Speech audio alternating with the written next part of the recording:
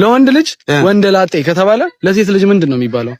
ሰላም ነው አባ፣ እንዴት ነህ? ሰላም ነው፣ ሁሉ ሰላም። እግዚአብሔር ይመስገን። አዲስ ሱፍ ያሰፍቸኳል። ኦኬ፣ ሱፍ በጣም ነው የሚያምረው። አዎ፣ አመሰግናለሁ። እሺ፣ ለበዓል አንዳንድ ስጦታዎች ልንሰጥ ጥያቄ እየጠየቀን ነበርና። ኦኬ፣ ኢንተርቪው ነው? አዎ፣ ኢንተርቪው ነው። ካሜራ ዛጋ። ኦኬ፣ እሺ። እና አማራ ሰላም ነው? እሺ። አዎ፣ አንዳንድ ጥያቄዎች ልንጠይቅህ ነበር።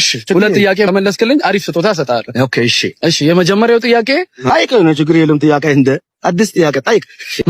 መስከረም ጠባችሁ ይባላል በእኛ አባባልና መስከረም ምንድነው የምትጠባው?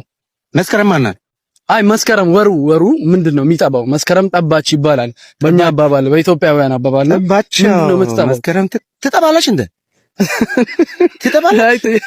አዎ አንተ ትጠባለች እኮ ብዙ አመት ነው የጠባችው። አዎ እኮ ምንድነው የምትጠባው? አዎ ምንድነው የምትጠባው? ለምን እንደዛ ተባለ እኮ እኮ ትጠባለች እኮ አንተ እውነት ነው ትጠባለች፣ ግን ምንድነው የምትጠባው ነው? እንደው በል በቃ እንደውም ማለት ነው ዘንድሮ ብቻው አጠባው ጠይቄ አብሬ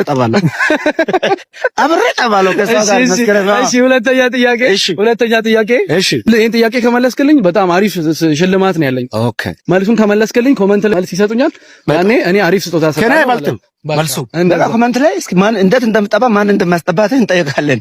ግን ዘንድሮ አብረን እንጠባለን። እሺ ሁለተኛ ጥያቄ ምንድነው? ለወንድ ልጅ ወንደላጤ ከተባለ ለሴት ልጅ ምንድነው የሚባለው? ወንድ አጤ ነች።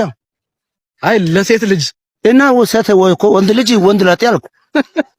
ሴቷ ደግሞ ምንድነው? አጤ ናት። ወንድ አጤ። ኦኬ ወንድ አጤ ነው የምትባለው። ወንድ አጤ ይባላል። አታውቅም እንዴ?